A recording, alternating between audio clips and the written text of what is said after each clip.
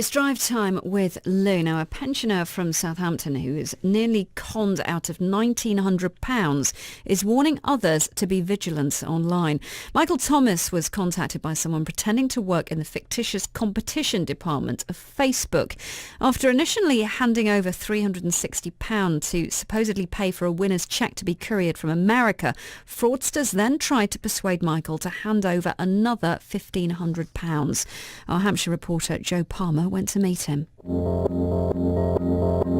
was sitting here and that lady came up, Leon Marie. The first thing she said was that Facebook run a competition and that they like to thank their members, and a computer randomly selects a name and that person wins one of their prizes, and $500,000 is a big prize. And then she gave me all the numbers that I needed to claim it for. But one of the conditions were that you had to pay for the delivery, because it's coming from the States, delivered by courier. That delivery cost was £360. Michael was very sceptical and immediately tried to contact Facebook to confirm if they ran the competition. But with only online contacts available, it took 3 days for them to respond. Meanwhile, the supposed winners coordinator sent through pictures of previous winners holding their cheques and bombarded Michael with messages, warning if he didn't make the money transfer, Facebook would select a new winner. Michael transferred the £360.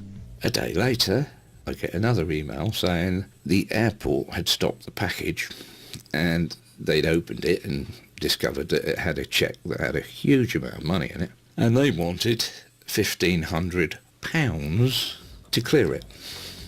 And that's when I stopped. I wouldn't go no further. Michael feels Facebook have done too little, too late.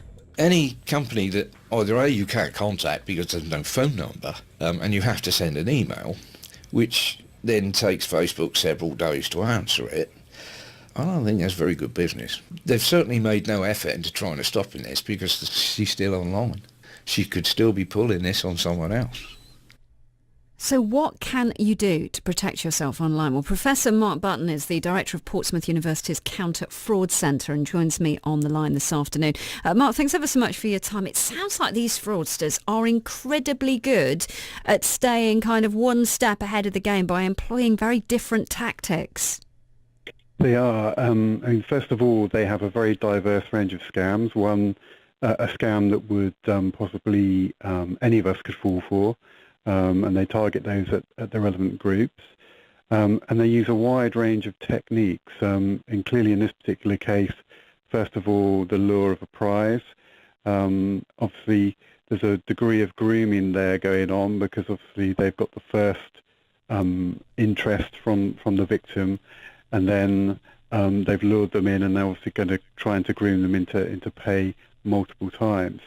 And obviously alongside that, the other classic thing they're doing there is impersonation to a well-known brand to kind of trick the poor victim into paying some money.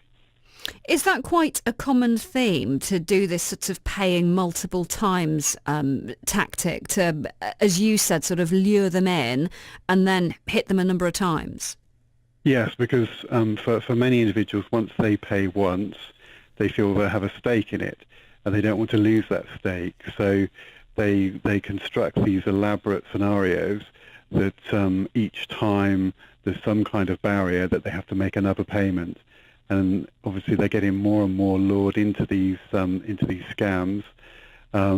Luckily, in obviously the case you just played, the gentleman luckily pulled out after the first one. But unfortunately, lots of victims get dragged in.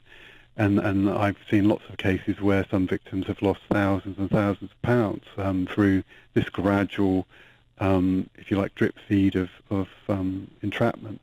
How can we better protect ourselves then? Because fraud seems to be happening more and more frequently now online. It used to sort of be post or phone, but now so much of it is online.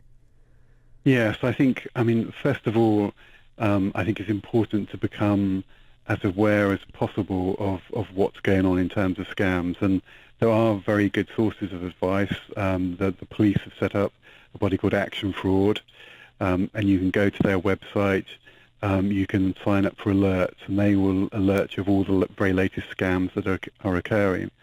I think the second thing is to be very careful about unsolicited approaches, to think over very carefully, and if you do have any doubts, to kind of consult with friends who and possibly even experts if that's available to the individual. And thirdly, don't be rushed into things. Another very common tactic the fraudsters use is to pressure you with a time limit, and don't be sort of trapped by that, because if it is a legitimate prize or service or whatever you're seeking to buy, most organisations won't have that kind of time limit. Can we be a bit more proactive as well in terms of what we make available about ourselves online? Because it's so easy now to just do very basic research on somebody via sort of social media sites and get quite a lot of information about them. It is very, very difficult in the modern age to do that, though. I mean, anyone who wants to kind of engage in Facebook and those types of things, it's very difficult not to hide some of those things. But I think there are certain things that you can be very careful about revealing. Who you might bank with, those types of very personal, important information. Just do not broadcast those to the wider world. The point you made about the impersonation of the big brands, I think, is a really interesting one, because the number of emails I get purporting to be from HMRC telling me I've got a tax refund, and then you right-click on the email address and it's a completely bogus one. But if you look at it on the surface, it looks absolutely genuine. Yes, I mean, some of the phishing type emails, those are incredibly well produced. Obviously, there are some which you can spot immediately. They look terrible, but some fraudsters have emerged their tactics so that they are very, very professional, and it's very, very hard to tell. HMRC is a classic one. The banks. It just kind of illustrates you've got to be very, very careful, and also with shopping. And people often ask me if I've ever been the victim of a fraud. Luckily, I haven't, but I've come close a few times when I'm shopping online, and you're looking for a particular thing to buy. You go to a website, you start going down a route of buying something, and then you think, hold on a second, there's something not quite right here, and you step back. So it is very, very difficult to determine sometimes, and that's why I think it's important not to rush into decisions on buying things, on revealing your details, and giving your personal information away. Some good advice. Thank you very much indeed, Professor Mark Button, who's the Director of Portsmouth University's Counter Fraud Centre.